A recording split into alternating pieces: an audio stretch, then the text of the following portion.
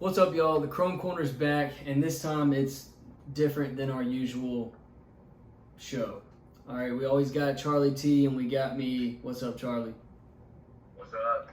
So the difference is it's not a full card. We're not doing fight picks for a full card. We're going to do fight picks and essentially talk about one boxing match. I won't even call it a fight because we all know in the MMA community a full fight is using every limb and being able to go to the ground. So a boxing match between Jake Paul and Tyron Woodley. Now, for those of you who are not familiar, I'll run through really quickly because I don't want to spend too much time on it. Tyron Woodley, former UFC champion in the 170-pound division, multiple-time world champion. He's one of the greats of that division over time. He went on a 4 title defense run, something like that, 4 or 5? I think it was 4 defenses, I believe that's right. I mean, he was ducking Colby the whole time, but that's another matter for another day. He beat Stephen Thompson. I mean, he had the draw. Stephen Thompson came back and beat him. Beat Darren Till. I mean, Woodley was a great champion.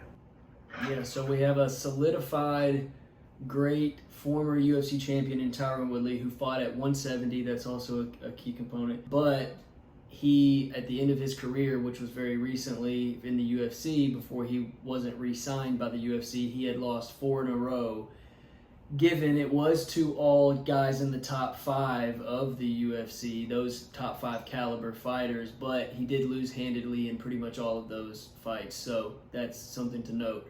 The other guy, the guy he's fighting, his opponent, Jake Paul, is a guy who originated on, I think it was Vine, where his brother originated. And I've actually, since I originated on Vine, I've got this Vine hoodie that I'm repping today. Not because I'm repping for Jake Paul by any means, but I'm repping for the influencer community. He was a former Vine, Instagram, YouTube star, whatever you want to call him. Not former, he's still doing it.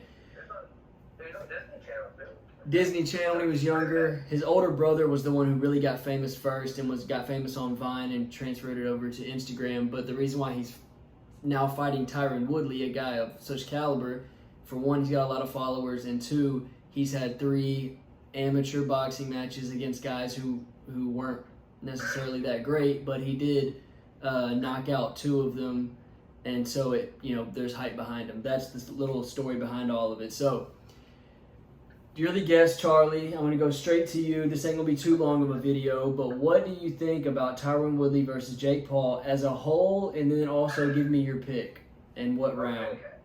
As a whole, man, the thing about Jake Paul is I'm not a Jake Paul hater. Like, I know some people hate his guts. They think he's a man. I think he's a brilliant promoter. I think he's self-made. Like, we're living in the 21st century. You have to do what you can to get your name out there. He's been smart to promote himself. He's utilized every tool at his disposal in terms of social media. And, I mean, he can box. I mean, I don't think he's terrible at all. I mean, like, look what he did to Ben Askren. Ben Askren has knockouts on his record. And I know he knocked a few guys out in one when he was champion. So, I mean, that was pretty impressive to just knock him clean out. I mean, I know Ben Askren's not known for striking, but then you're talking about a guy who he never thought would be a pro boxer. He's a celebrity. So, I mean, this is such a weird thing to judge because you've got one guy who was a former world-class mixed martial artist. He's going to go down as maybe, I think in his prime, despite his last 4 losses, Woodley's a top 5 welterweight. First at the top, you've got GSP. You can put Usman in that, 3-4 range. Tyron Woodley dominated that division for a few years. I mean, this guy was one of the top UFC fighters in the world. He's always been a great striker, great wrestler. Obviously, it's a boxing match, but I'm going to say this, to be honest, I would not be surprised if he loses. Okay. This is where I saw that and I first thought, fuck, it's like, in a mixed martial arts fight, Woodley takes him to the ground. Woodley smashes him, and that's all she wrote. We saw that when CM Punk experimented. He tried to come to the UFC. We saw it with James Toney, came and fought Randy Orton. They take him to the ground, they beat shit out of him, and that's all she wrote. Tyron Woodley is this tall. Jake Paul is this tall. Yeah, we've got 5'9" versus 6'1". Yeah, Paul has that huge reach advantage, which, you know, if you have decent boxing skills and you have a huge reach, unless Woodley plans to close that gap, then, you know, he's going to leave himself open to get knocked out like Nate Robinson did, like Ben Askren did. And also, we get to see if Jake Paul can really take a punch.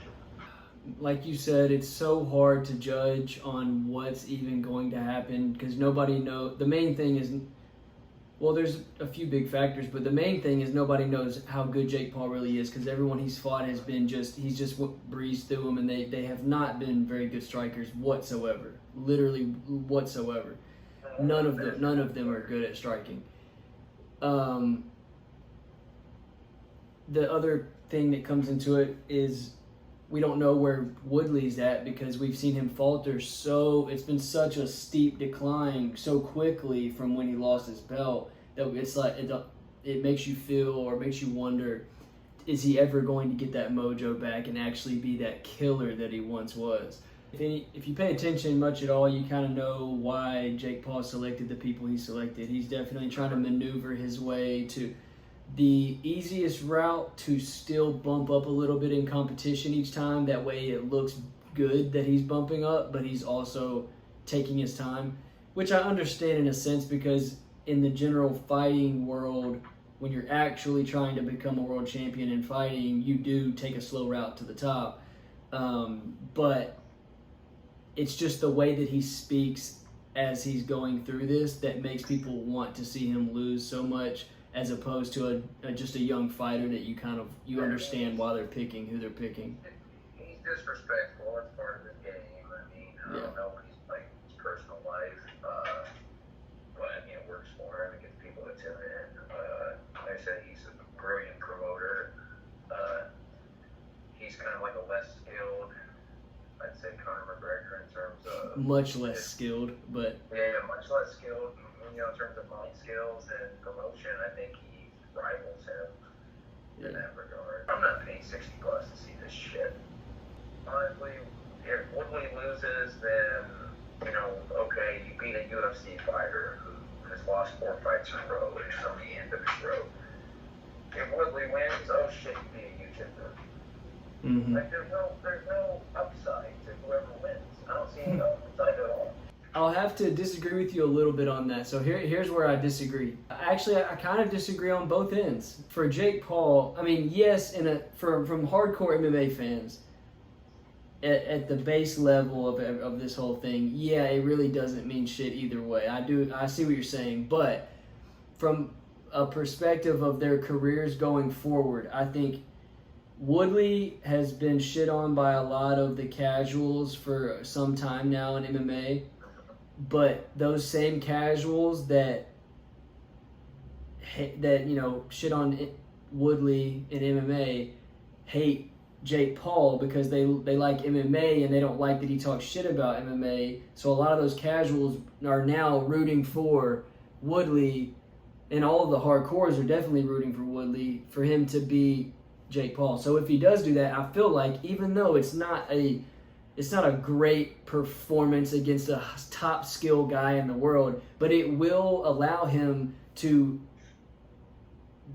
for his career to fizzle out on a positive note. And I think that does mean a lot because we see guys when they fizzle out on a negative note or they get knocked out cold and then they leave and we never see him again type thing. It does sit in our minds, you know? So I think that will help him a lot moving forward, probably mentally as well as the social acceptance or whatever. And then for Jake Paul, I think if he loses, I'm sure he'll find a way to do another fight. Maybe he'll say, "Oh, I need to train more, get better, this and that," and you know he'll try to pick someone else along the same lines or something, maybe a Mike Perry or something stupid like that. But if he wins, that's how he keeps this money train rolling to even bigger and bigger and bigger fights. So I do think there's a lot on the line for either guy. Well, here's the thing, though.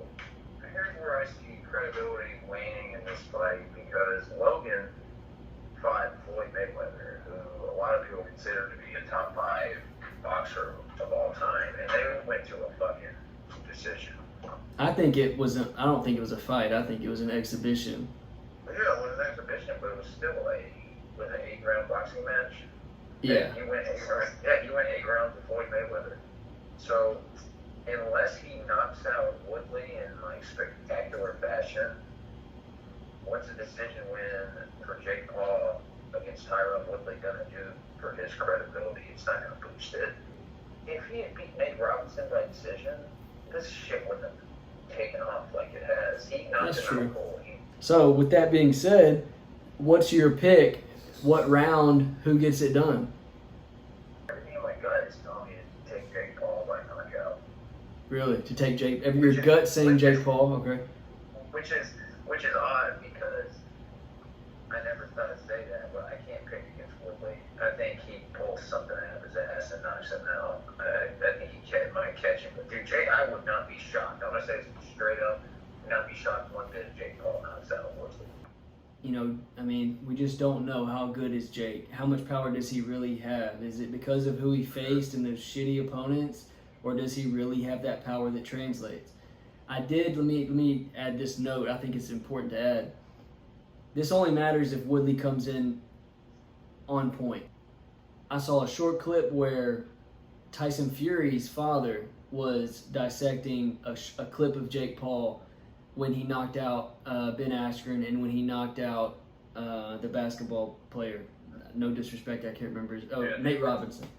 But he dissected those sequences, and when you see it in slow motion, he said, I mean, look, he stopped it, he paused it. Jake's head, when he's throwing the punch, is literally facing the floor on one of them. So clear, if anyone has any boxing experience, you're not going to land those same punches on an experienced boxer that flush and not get hit by the other guy. And so if Woodley comes in on point, if he's gonna not get hit in the same way that those other guys did, he may get hit. I think they'll both get hit, but Woodley's going to also land his because, you know, Jake's not gonna. He's gonna open himself up trying to throw big shots.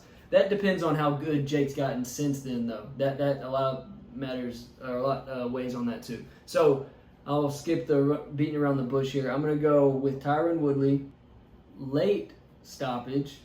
Okay. So I'm gonna say he gets it done in the 5th.